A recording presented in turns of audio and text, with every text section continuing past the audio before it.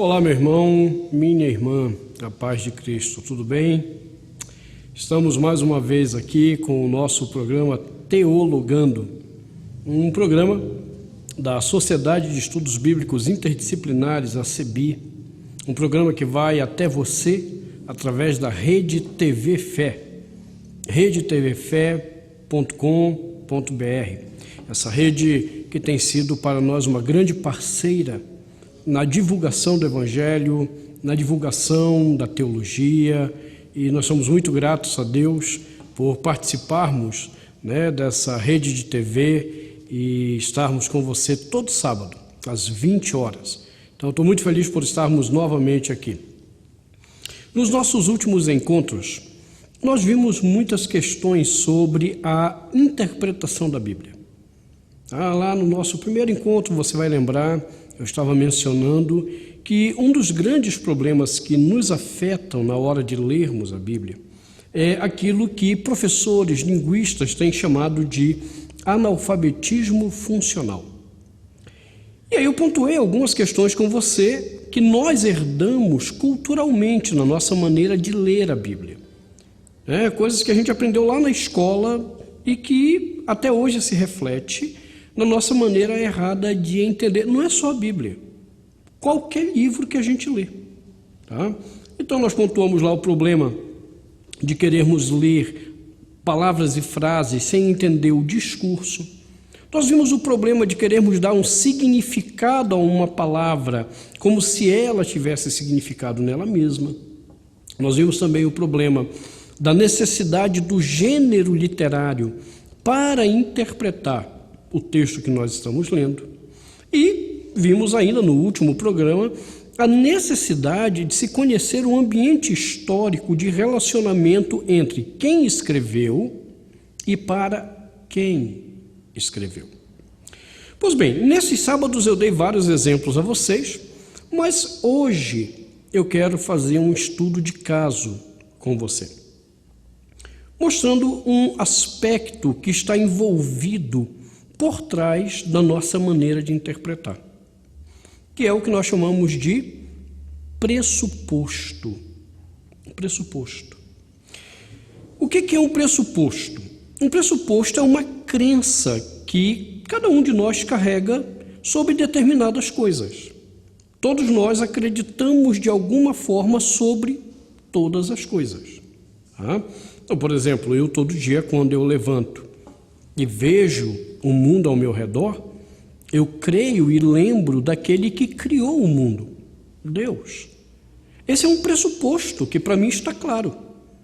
Da mesma forma, o ateu, quando ele levanta e ele vê esse mundo, ele também olha para esse mundo sob outro pressuposto, de que Deus não existe. Mas isso são pressupostos, são crenças. A gente tem ouvido falar muito assim, porque a ciência. Não. Existem ciências. Não existe uma única ciência. Do ponto de vista científico, se podemos então dizer assim, a ciência ela não é monolítica, ou seja, ela não é uma pedra ali toda bonitinha, uniforme.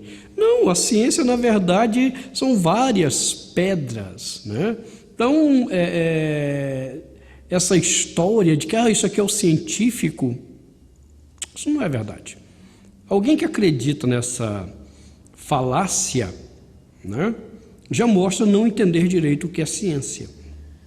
Então, o pressuposto, ele controla o meu entendimento. E ele controla também a minha maneira de ler, de interpretar um texto. Não tem jeito, eu sempre vou ler o texto com alguma crença que eu já tenho. A pergunta é: quanto eu vou permitir, ciente de que eu carrego crenças, quanto eu vou permitir que o texto fale? Quanto que eu vou permitir, de outra forma, colocando essa questão, que o autor, aquele que escreveu o texto, tenha liberdade de fato para falar? Essa é a grande questão. E aí, então, eu quero fazer esses estudos de caso hoje, lembrando a você, então, um pressuposto básico para a nossa compreensão, tá certo? Qual é o pressuposto básico? O pressuposto de que quem foi inspirado para nos revelar a palavra de Deus foi o autor sagrado. É o escritor do texto bíblico que nós acreditamos, porque a Bíblia assim o diz, que ele foi inspirado da parte de Deus, né? Quando eu digo isso, a gente vai encontrar na própria Bíblia. Quando você olha lá na segunda carta de Pedro, tá? Segunda carta de Pedro, capítulo 1,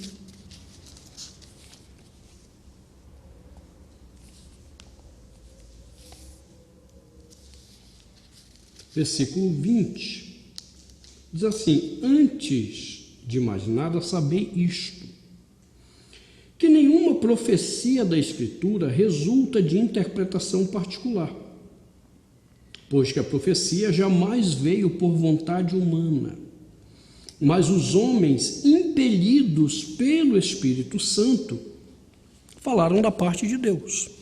Ou seja, a Bíblia diz para a gente que o autor, o escritor aqui do texto sagrado, ele foi inspirado, ele foi impelido, ele foi impulsionado, ele foi estimulado pelo próprio Espírito Santo a escrever da parte de Deus o que nós recebemos. Então, mais do que nunca, nós temos que ter extrema responsabilidade para ouvir o autor do texto. E isso vai chocar com muitos dos nossos pressupostos. Veja, eu quero trazer a você hoje um desses casos para a gente verificar o pressuposto. Tá? Então, eu estou dizendo a você, a interpretação ela tem que partir do autor sagrado. Ele deve nos dizer o que ele queria dizer quando escreveu. Esse é meu pressuposto básico. Logo, tudo deve girar em torno do discurso dele, do discurso desse escritor. Então, nesses dias eu estava assistindo ao canal de um homem que eu admiro muito, realmente tenho uma grande admiração pelo trabalho dele. Para mim, um dos melhores arqueólogos do mundo e um dos homens muito respeitado no Brasil mesmo e no mundo nesse trabalho da arqueologia, Dr. Rodrigo Silva. Você já deve ter ouvido falar dele, talvez já até acompanhe algumas coisas no YouTube dele, né? Um grande arqueólogo a quem realmente admiro. Dr. Rodrigo Silva, ele é um adventista, e aí eu queria deixar claro também um pressuposto. Veja, eu quero discutir com você pressuposto. Eu não vejo, como a maioria evangélica vê, os adventistas como uma seita. Não vejo. Realmente eu creio que adventistas são meus irmãos em Cristo Jesus. Já estudei, muita coisa da doutrina adventista, tenho discordância, de algumas coisas que eles ensinam, como tenho discordância dos meus irmãos batistas em alguns pontos, tenho discordância dos meus irmãos pentecostais em outro ponto, tenho discordância dentro da própria fé reformada com alguns reformados, coisas que eu olho, a maneira que eles interpretam eu não concordo. Então, eu não consigo ver essas divergências como uma forma de dizer, não, por isso ele não é meu irmão. Dr. Rodrigo Silva é um homem que ama Jesus, você vê nas palavras dele que ele teve um encontro com Cristo, ele ama a palavra de Deus, zela pela palavra de Deus. Então, ele realmente, para mim, ele é um homem convertido, ele é meu irmão na fé, e eu admiro muito o trabalho dele. Porém, nesses dias ele publicou um vídeo chamado Minha Tese, que é uma explicação que ele dá a Lucas 23, 43. Então, eu quero ler para você, e diz assim lá em Lucas 23, 43. Ele respondeu: em verdade eu te digo, hoje estarás comigo no paraíso. Então o doutor Rodrigo Silva mostra que durante o doutorado dele em teologia, que ele fez inclusive numa universidade católica, ele gastou muito tempo estudando a real tradução desse texto de Lucas 23:43. Segundo ainda o vídeo que ele postou, ele passou 5 anos examinando mais de 240 textos em grego para chegar à conclusão de uma regra gramatical que mostraria que a nossa tradução, e a maioria das traduções, tanto católicas quanto protestantes, elas estariam erradas na marcação do texto. Segundo o doutor Rodrigo Silva, a tradução correta para esse texto seria, ele respondeu: em verdade te digo hoje. Aí nós teremos 2 pontos. Estarás comigo no paraíso. Eu não sei se você percebeu a diferença. A nossa tradução, eu vou repetir, diz assim: em verdade eu te digo, hoje, ou seja, neste dia, estarás comigo no paraíso. O Dr. Rodrigo Silva está dizendo, não, a tradução correta não seria essa. A tradução correta seria: eu te digo hoje, eu te digo agora, estarás comigo no paraíso. Em algum momento você vai estar comigo no paraíso. Não necessariamente você estará comigo hoje, neste dia lá no paraíso. Eu espero que você tenha entendido a diferença aí do debate. Então, como eu estava falando, o doutor Rodrigo Silva falou, olha, eu fiz o meu doutorado, ele até explica a trajetória dele, toda a luta para ele fazer o doutorado dele. E diz, olha, eu passei 5 anos pesquisando, examinando, fazendo cópias de um monte de coisa, olhando os manuscritos. E depois de 5 anos e tendo examinado mais de 240 textos, para mim está claro que há uma regra gramatical, diz ele lá, que a tradução correta seria essa. E o vídeo dele é muito bem apresentado, muito bem arguido. Porém, ao ver o vídeo dele, ficou claro para mim exatamente um dos problemas que a gente tem batido aqui. Ele examinou toda essa questão à luz da gramática. Ele pega a gramática, faz uma análise dela e diz, olha, depois de examinar mais de 240 textos, examinando mais de 240 casos assim, assim, assim, esta regra estava estabelecida. Só que você deve ter acompanhado aqui comigo o seguinte: quem define a questão gramatical não é a gramática em si. Quem define todo o entendimento do texto é quem usou as palavras. Quem define a gramática é quem a utilizou. E é à luz de quem utiliza que eu preciso examinar, não à luz de uma gramática que tenha sido fixada. Então, um exemplo simples, né? Eu acho que eu já mencionei isso a vocês, um cântico que antigamente diz assim,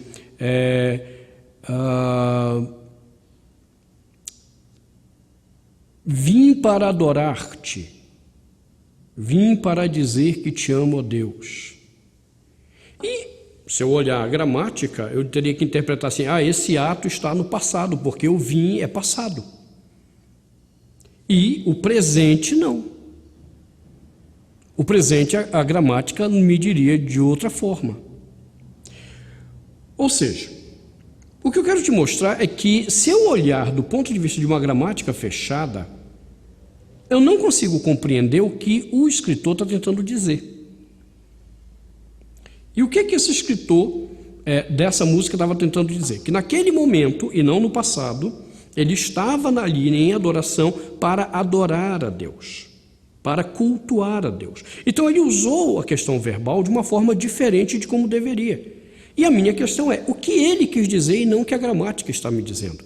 É aqui que está o problema da tese apresentada pelo Dr. Rodrigo Silva, que eu examino contigo no próximo bloco. Olá, gostaria de lhe apresentar apresentar um projeto que tem ajudado muitas vidas, o projeto social Missão Resgate.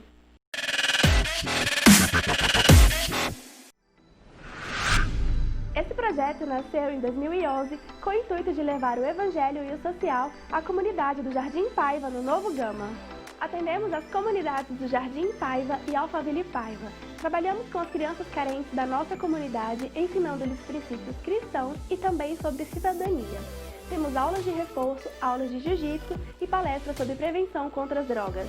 De 2 em 2 meses, realizamos a ação social de rua, com atividades como corte de cabelo, aferição de pressão e glicose e atendimento jurídico. Nós atendemos cerca de 200 pessoas da comunidade e com a sua ajuda poderemos ajudar muito mais.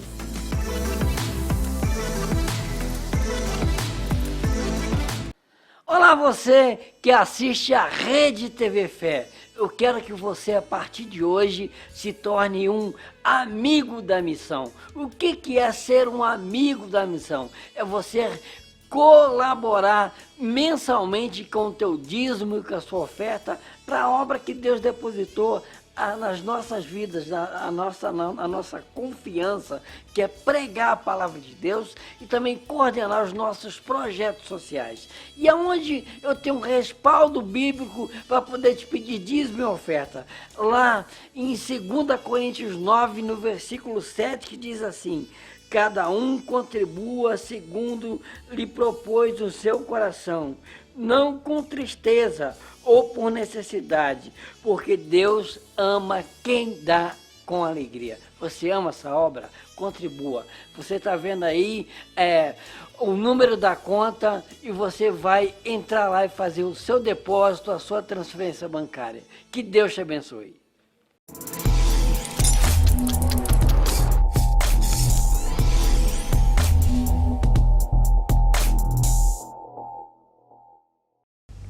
Ok, estamos de volta aí para o nosso segundo bloco do programa Teologando, um programa da Sociedade de Estudos Bíblicos Interdisciplinares, CEBI. Você pode nos acompanhar aí, a conhecer todos os cursos da CEBI através da cebi.com.br, está aparecendo aí no seu vídeo. E transmitimos esse programa até você através da Rede TV Fé, redetvfé.com.br, todo sábado às 20 horas. E é uma alegria tê-lo aqui conosco. No último bloco, no nosso bloco anterior, nós terminamos falando então do problema da tese apresentada pelo Dr. Rodrigo Silva, uma tese de doutorado, e eu diria para você muito bem apresentada, muito bem defendida, porém que depende do problema do pressuposto. O Dr. Rodrigo Silva partiu da ideia de que existe uma gramática que possa normatizar a interpretação dos textos que nós lemos. Então ele examinou, volto a dizer, mais de 240 textos, onde ele achou ter identificado uma regra gramatical. Essa regra gramatical, segundo ele, resumindo, seria o seguinte: quando um advérbio aparece entre 2 verbos, então a tradução daquele texto indicaria que aquele advérbio estaria atrelado ao discurso anterior, ou seja, estaria atrelado ao primeiro verbo. Então, quando Jesus disse, em verdade te digo, dizer aqui é o verbo, o advérbio de tempo hoje estaria atrelado a esse dizer. Te digo hoje, 2 pontos.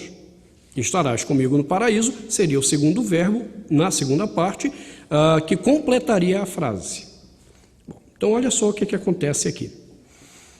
O que o Dr. Rodrigo Silva conseguiu demonstrar é que em mais de 240 textos que ele tem examinado, ele identificou um fenômeno linguístico similar em mais de 240 textos. Agora, quando ele diz no vídeo assim, isso prova que toda vez que, perceba, 240 textos ou um pouco mais, não é a mesma coisa que todos os textos tem a mesma característica. Por quê? Porque a gramática não é assim, gramática não funciona dessa maneira. Nós vemos aqui no nosso próprio país, língua portuguesa.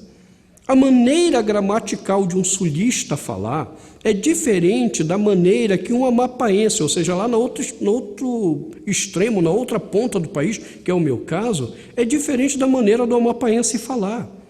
E todos nós estaríamos, então, entre aspas, sujeitos a uma gramática canônica que diria para o sulista como deveria ser a gramática dele e como o amapaense também deveria usar a gramática.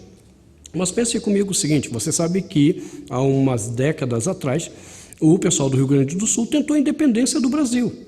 Eles queriam se desvencilhar do Brasil. Ao se desvencilhar, eles iam estabelecer uma gramática própria agora, de acordo com o uso da língua lá para o Rio Grande do Sul. O que mostra que a gramática ela não é fixa. A função da gramática é apenas descrever. Então, quando o Dr. Rodrigo Silva achou essa regra, o máximo que ele pode dizer é que, nesses mais de 240 textos que ele examinou, apareceu esse fenômeno de que o advérbio, estando no meio, ele se associa com o primeiro verbo falado. Estando no meio de dois verbos, ele se associa com o primeiro verbo falado. Então, isso não resolveria nosso problema, porque a questão é simples. Em que momento do discurso dele, ele demonstrou que Lucas tinha esse padrão? Olha que faltou esse detalhe importante. Se o texto tem que ser interpretado à luz do escritor daquele texto, ou seja, quem está falando aqui é Lucas. Não é Jesus que está escrevendo esse texto. Lembre-se, quem está escrevendo esse texto é um homem chamado Lucas. Um Lucas que no capítulo 1 do seu evangelho, e também no livro de Atos, que forma um livro só, tá? Para quem não sabe, Lucas e Atos é um livro só. Foi separado na hora de organizar o Novo Testamento. Mas Lucas diz, por exemplo, no início do que nós chamamos de evangelho, que ele depois, versículo 1 e 2, visto que muitos já tentaram compor uma narração dos fatos que se cumpriram entre nós, conforme nulo transmitidos que desde o princípio foram testemunhas oculares e ministros da palavra, a mim, Lucas, também pareceu conveniente, após a curada investigação de tudo desde o princípio, escrever-te de modo ordenado. Ou seja, Lucas está dizendo que ele fez um trabalho de pesquisa e um trabalho de redação. Então eu tenho que ler o que ele está dizendo sob a ótica dele, Lucas. A pergunta primeira, então, a essa tese do Dr. Rodrigo Silva é: essa regra que ele achou, ela se confirma em Lucas? E observe que, nesse caso, Lucas, nós temos dois textos para examinar isso, não é apenas o Evangelho. Atos, por ser um livro de Lucas, nós podemos examinar também. E a grande questão é, não há em Lucas essa afirmação da regra gramatical que ele disse existir. Não há em Lucas essa ideia de que, havendo dois verbos e no meio dele um advérbio, esse advérbio está associado ao primeiro verbo. Não há. Até porque ainda há um outro problema na tese do Dr. Rodrigo Silva. Ele coloca o seguinte, que ele observou isso no grego koiné. Ora, grego koiné não existe, gente. Para que determinada coisa seja classificada como uma língua, e aí sim um grego koiné, teria que ter uma estrutura gramatical própria. O que aconteceu é que na época de Jesus, a língua era usada, cada um falando do seu jeito, porque não era a língua matriz daquela pessoa. Não era a língua natural dela, com a qual ela nasceu. Ela acabou tendo que aprender o grego na marra. O judeu teve que aprender na marra, os persas, os medos, né, todos tiveram que aprender na marra. E aí cada um falava do seu jeito, do nível nós vai, nós fumo, nós vortemos, cada um, o importante era se comunicar. Então não existia uma língua chamada grego koiné. O que existia era um uso da língua grega de forma koiné. O que a palavra koiné significa? Popular. De forma comum, cada um usou do seu jeito. Então, dizer que essa gramática que ele achou era uma forma da gramática do grego koiné já é um grande equívoco, porque não existia língua a gramática koiné. Existia o uso da língua grega de forma koiné. Tanto é que os principais linguistas hoje de grego, isso não tem a ver com dogma, nada, eles têm dito, olha, o grego do Novo Testamento é um grego veterotestamentário, ou seja, ele está totalmente influenciado pelo Antigo Testamento, pela gramática hebraica, pela mentalidade hebraica. E então isso é o que tem sido dito hoje pelos principais linguistas. Veja o caso, por exemplo, de Poitras, Carson, J.K. Beale, esses grandes homens da linguística. No Novo Testamento, o próprio Craig Evans, você tem o Andreas Kostenberg, e eu poderia citar um monte de linguistas aqui que vão dizer isso. Olha, não tem esse negócio de grego koiné. O que existe é a língua grega que foi usada de forma popular. Então, isso aqui já é um problema para a própria tese do Dr. Rodrigo Silva, quando ele alega que essa seria uma gramática que seria possível observar no grego koiné, quando não existe grego koiné. Tá? Então, volto a dizer, onde que ele pode observar? Nos mais de 240 textos. De fato, o texto tem um problema, como ele disse, não tem pontuação no texto grego. De tal maneira que se eu ler em grego, e ele mostra corretamente, de forma honesta, eu tanto poderia traduzir esse texto, como está na nossa Bíblia, em verdade, eu te digo, hoje estarás comigo no paraíso. Mas eu também poderia traduzir como ele falou, em verdade te digo hoje, estarás comigo no paraíso. Então é verdade, nós temos um problema aqui que a tradução tem que resolver. Qual seria a tradução correta? Ele partiu pelo caminho da gramática. E o que eu estou dizendo para você desde o início? Que a única maneira de resolvermos alguns conflitos é à luz do escritor. É o escritor que tem que dizer para mim como isso funciona. De tal maneira que quando eu aplico a regra gramatical que o Dr. Rodrigo Silva levantou aos textos de Lucas, Atos, Lucas, ela não funciona no texto de Atos, Lucas. Ou, melhor dizendo, de Lucas, Atos. Essa regra não funciona aqui. E aí nós voltamos à estaca zero, porque ainda que a tese dele possa se demonstrar em mais de 240 textos, nos textos de Lucas não funciona. Então, sejamos honestos, voltamos à estaca zero aqui. Eu tanto posso traduzir, te digo hoje, estarás comigo no paraíso, como ele defende, como eu posso dizer, eu te digo. Hoje estarás comigo no paraíso, que é como essa tradução e a maioria das traduções defendem. Como saber a verdade aqui? Vamos olhar o autor. Ora, no capítulo 16, Lucas havia contado uma história. Essa história ela é muito conhecida, que é do rico e do Lázaro. Lá no capítulo 16, a partir do versículo 19. Ora, nessa história, o rico morre. Percebe, ele morre e vai para o inferno. Lázaro morre e vai para o seio de Abraão, que é uma outra linguagem semita para se referir ao céu. Tem dado outros debates interessantes, mas de uma forma simples na linguística, o seio de Abraão nada mais é do que o próprio céu. Tá? O que nos interessa aqui é que nesse relato que Lucas está contando, na hora da morte, cada um foi para um canto. Cada um foi para um canto. Pois bem, o que tem sido dito? Mas isso aqui é uma parábola. E numa parábola não poderia ser interpretada assim literal, compreenda. A parábola, ela tanto pode nascer de histórias reais, como ela pode nascer de histórias ficcionais. E isso não tem a ver com a discussão aqui. Por quê? Porque Lucas, que é o autor dessa história, ao contar essa história, ele me revela uma coisa muito importante sobre ele. No universo imaginário de Lucas, se você não acredita que isso aqui é a palavra de Deus, você, como um crítico literário, tem que admitir pelo menos o seguinte: no universo imaginário de Lucas, quando uma pessoa morria, ela iria para algum lugar. Ou ela iria para o inferno, ou ela iria para o seio de Abraão, que eu estou dizendo que se refere ao céu. Ou seja, por isso Lucas, ao narrar essa história, ele está revelando para a gente o que ele acredita. que na morte algo está acontecendo.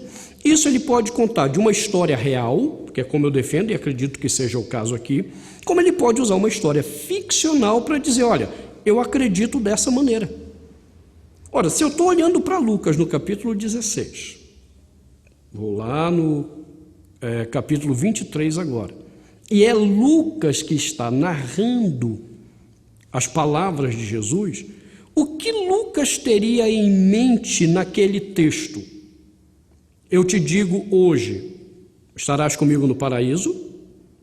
Ou ele estaria dizendo, eu te digo, hoje estarás comigo no paraíso? Quando eu olho o imaginário da fé ou do pressuposto lucano, como nós chamamos, a partir do texto do capítulo 16, a história do rico e do Lázaro, fica muito claro que no imaginário de Lucas e no pressuposto de Lucas, Jesus teria dito, em verdade te digo,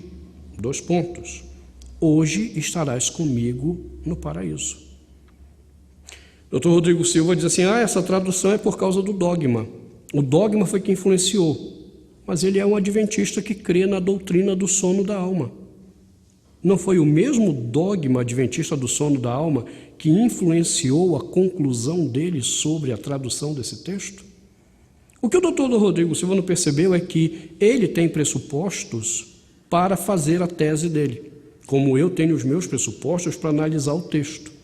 Agora, quando nós estamos analisando, nós temos que perguntar pelo pressuposto do autor que escreveu. E o pressuposto do autor, Lucas, por causa da história do rico e do Lázaro, é muito claro que Lucas acreditava que ao morrer, você iria para algum lugar, céu ou inferno. O que Jesus dirá para você hoje? Estarás comigo no paraíso? Que Deus te abençoe.